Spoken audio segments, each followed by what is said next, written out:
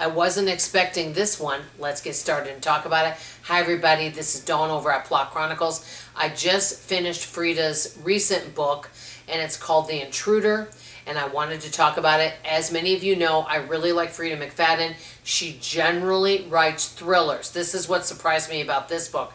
I would not label this book as a thriller. I'm going to tell you what I would rate the book. Like many authors that you may really enjoy. Let's say an author's written 20 books. There might be 5 of those books you love, and then maybe 10 of them you really like, and then maybe there's 5 that you really didn't care for. This one was just okay. I would rate it 3.5. I know I've mentioned this before, but the reason that I do like Frieda's book, even if some of her books are not as entertaining to me as other books, and we all have different opinions, the reason why is her books are easy to understand, you don't get lost in the details, and she doesn't overwhelm you with a lot of different characters. You know, there are some books that they just give you too many characters, you don't get to know the characters or the backstory about what's going on.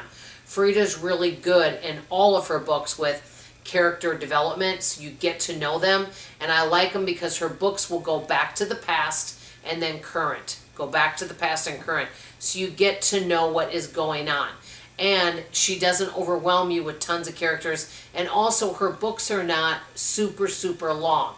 I recently read a book that was almost 700 pages. And I did finish it, but I personally think that is too long for a book. That is my opinion.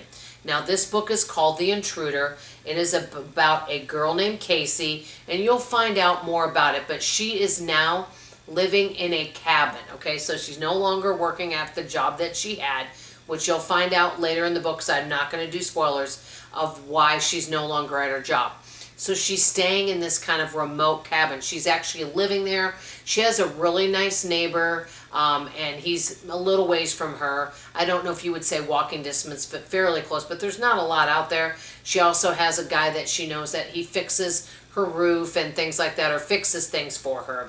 Anyway, well, there's a storm that is going to be a brewing, more of a snow type storm, and she sees a girl kind of outside her kitchen window, and this girl is running away from something.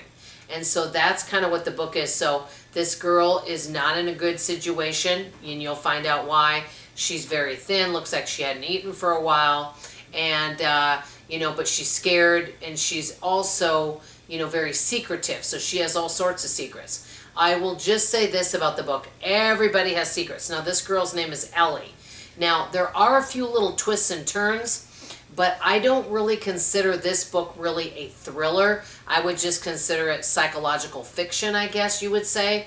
I would rate the book a 3.5, maybe a 3.25. I wouldn't even give it a 4, and the only reason why is because I thought that it took a long time to get the story going. I mean, it just took a while for it to get there, okay? I like a book to kind of start off, you know, a little bit. I understand you got to kind of paint the picture of the book and get the plot going, but it was almost like halfway through the book before it really got going.